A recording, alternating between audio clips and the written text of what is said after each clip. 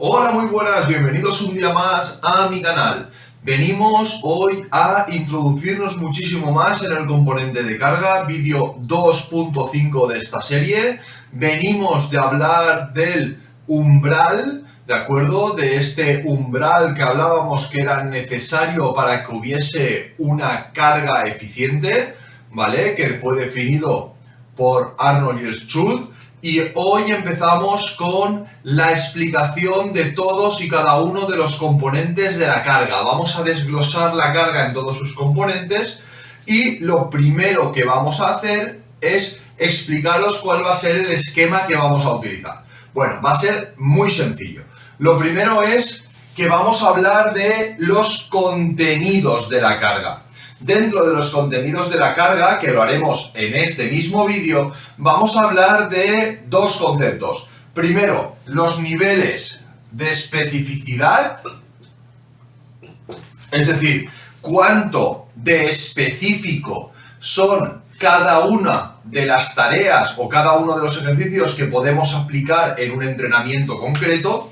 Y dos, el concepto de potencial de entrenamiento, que será más bien una explicación filosófica o un poquito más teórica de lo que supuestamente puede hacer un ejercicio en concreto.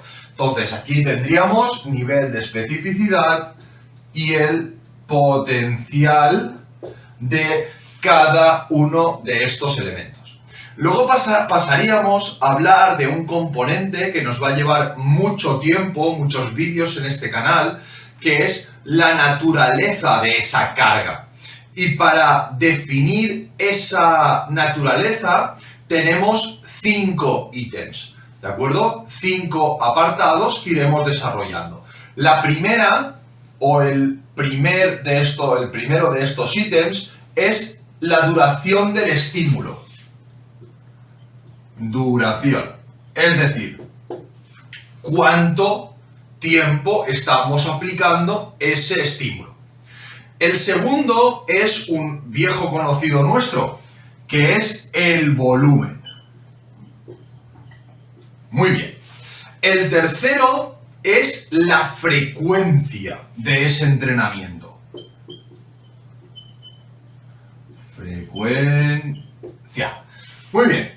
Luego vamos a entrar en el cuarto. El cuarto es, junto con el quinto, para mí los dos más importantes, porque son los que nos van a permitir modificar ese entrenamiento de una forma más eficaz.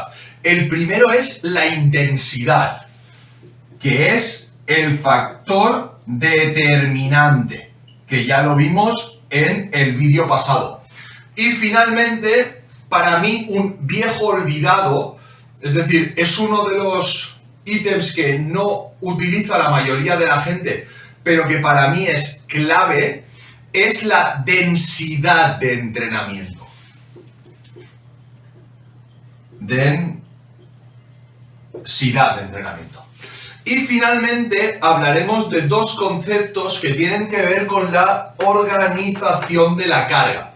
Es decir, cómo vamos a aplicar esta carga. Y esos dos conceptos son: uno, la distribución, cómo vamos a distribuir esa carga en el tiempo, y dos, un concepto de interconexión de cargas. Interconexión. ¿Qué quiere decir? Cómo somos capaces de hacer que diferentes ejercicios interactúen para conseguir las mejoras en nuestros deportistas. Y cómo el hecho de que un ejercicio vaya adelante y otro vaya detrás puede cambiar la afectación de esos ejercicios sobre nuestro deportista. Pero hoy, y atendiendo a que vamos a empezar por el inicio, obviamente, vamos a hablar de los contenidos, ¿de acuerdo? Y más específicamente, y nunca mejor dicho, vamos a empezar con los niveles de especificidad, ¿de acuerdo? Cuánto de específico es un entrenamiento en concreto. Entonces, si me permitís borrar esto, empezamos a hablar de ello. Para poder hablar de los niveles de especificidad dentro del deporte, tenemos que hablar de dos clasificaciones importantes.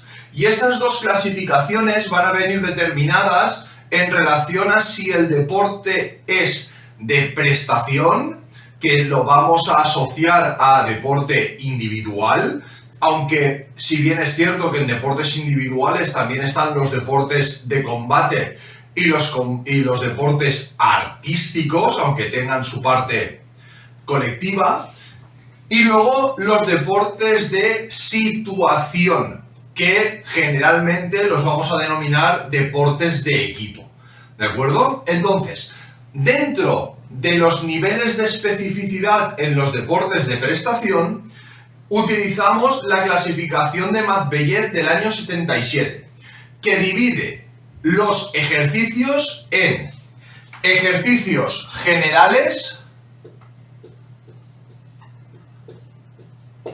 que como ya hablamos antes, son los que no presentan ningún tipo de especificidad en relación a la disciplina deportiva, y lo que van a hacer es ayudarnos a desarrollar las capacidades coordinativas de la forma general, las capacidades de coordinación o que tengan que ver con el movimiento humano de base, es decir, aquellas que nos permitirán posteriormente alcanzar la especificidad en el deporte, y algunos elementos generales de estrategia que lo podríamos considerar como un poquito elemento de táctica, ¿de acuerdo? El segundo nivel de especificidad serían los ejercicios específicos.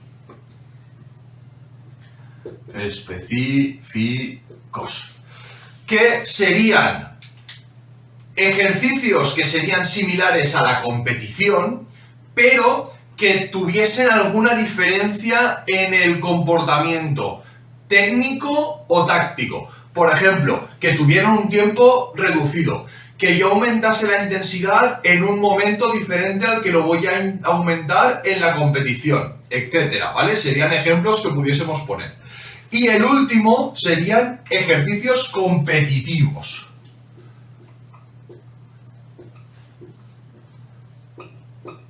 Estos ejercicios competitivos reproducirían de forma muy similar o igual las características de la competición.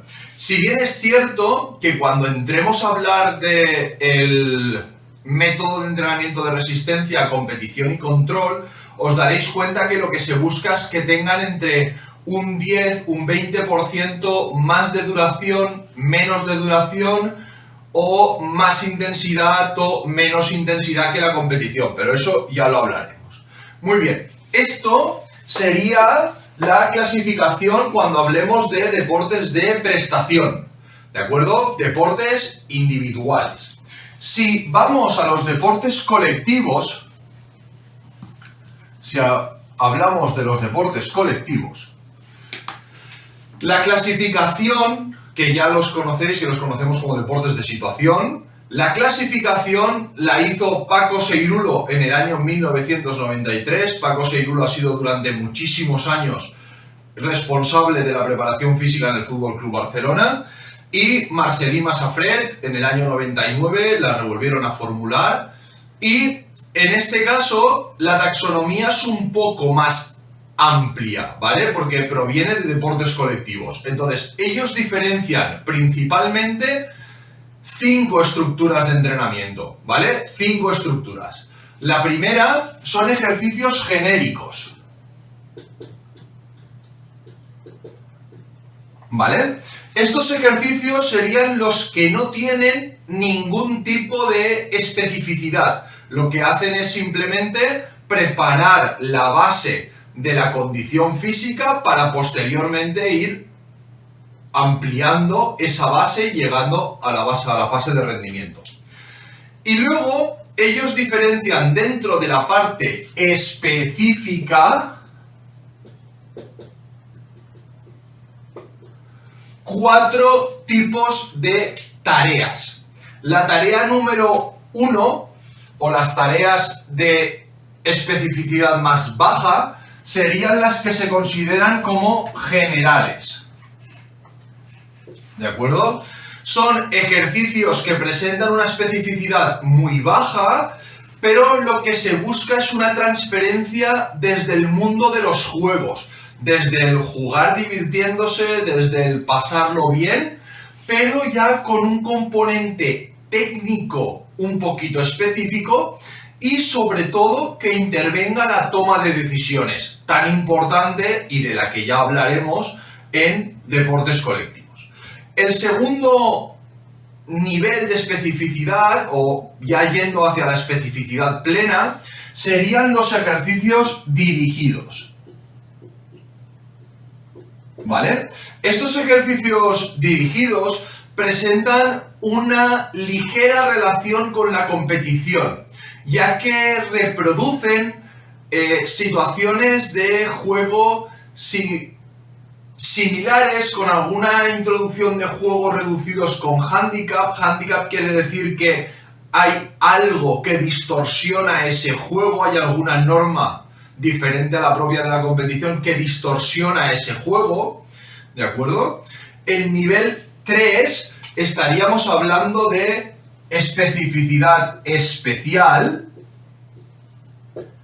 ¿de acuerdo? Que serían aquellos ejercicios que son similares a la competición, pero que tienen variables o variantes en relación a la preparación de los mismos, en algún aspecto, como por ejemplo, podría ser una situación de 2 contra 1 en el que hay un defensor que llega tarde para convertirlo en un 2 contra 2, por ejemplo. Y finalmente, situaciones propias de la competición, que sería el último nivel de especificidad, en el que lo que haríamos sería ejercicios de juego real y ejercicios de juego reducido, con las mismas normativas que utilizaríamos en la competición oficial. Y esto sería en cuanto al componente de los niveles de especificidad. Ya hemos visto las dos clasificaciones, esta para deportes de situación, la anterior para deportes de prestación. Y finalmente, y el segundo contenido que vamos a ver en este vídeo, es el componente del potencial de entrenamiento. Muy bien. El potencial de entrenamiento lo vamos a definir como la capacidad que tiene un ejercicio para producir unas adaptaciones. ¿De acuerdo? Es decir, cómo soy capaz de que un ejercicio le provoque unas adaptaciones a mi deportista. Muy bien. ¿Cómo voy a generar eso? Lo que voy a generar es situaciones de entrenamiento que superen el umbral. Si por ejemplo el umbral de un trabajo de fuerza que hablamos que estaba entre ¿cuándo? ¿Os acordáis? Muy bien, entre el 30 y el 40% de una RM, una repetición máxima. Perfecto. Un ejercicio que superando este umbral, que esté por encima, nos genere un proceso de adaptación. Muy bien. ¿Quién va a generar este proceso de adaptación? Bueno, pues lógicamente con la aplicación de una carga externa por parte del entrenador que provocará una afectación corporal en la carga interna. ¿De acuerdo? Cada ejercicio va a tener su potencial de entrenamiento, su potencial de acción, su potencial de generar una estructura que nos permita aumentar esa adaptación, ese nivel de adaptación. Por tanto, como resumen importante, hemos visto el esquema que nos va a llevar en todos los vídeos que vienen a partir de ahora. Hemos visto también la parte de contenidos, donde hablamos de las dos taxonomías en deportes de prestación y en deportes de situación. Y finalmente hemos visto el concepto de potencial de acción, donde cada uno de los ejercicios va a tener un diferente potencial en función de a qué nivel esté por encima de este umbral que hablábamos en el vídeo 2.4, ¿de acuerdo?